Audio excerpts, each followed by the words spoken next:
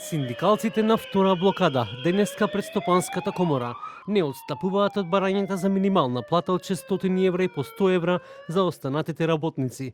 Ги подсетија газдите дека тие не би воделе бизнис ако ги немаат работниците. Побараа да престане праксата да се гледа на работникот како бројка која ќе исполнува задачи. Велат, економија без работници е осудена на пропаст, ја и самата држава.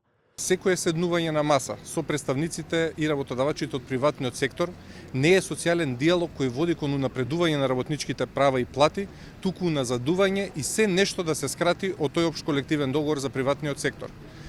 Не само што потсетуваме дека 600 евра плата минимална е нашето основно барање изголемување на сите плати за 6000 денари онолку колку што поскапе животот на граѓаните и работниците во Македонија, туку дека треба да се почитуваат сите колективни договори и дека тоа е основна пресметковна вредност по која треба да се множат коефициентите и да растат платите на сите работници.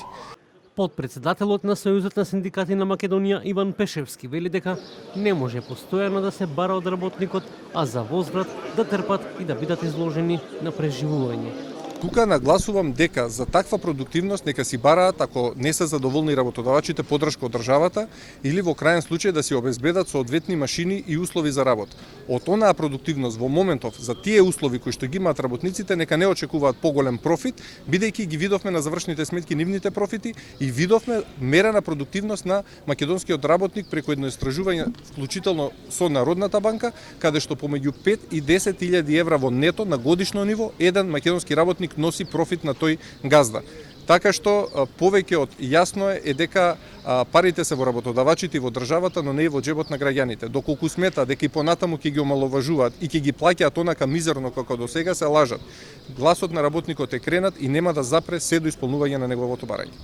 Следната недела синдикалците излегуваат со блокада на владата, каде претходно рекоа дека нема пари за 600 евра минимална плата и по 100 евра за останатите. Откако ќе завршат блокадите, синдикалците планираат да го повторат масовниот протест кој се случи на 28 јануари, а потоа е генерален штрајк кој овој пат ќе го опфати приватниот сектор.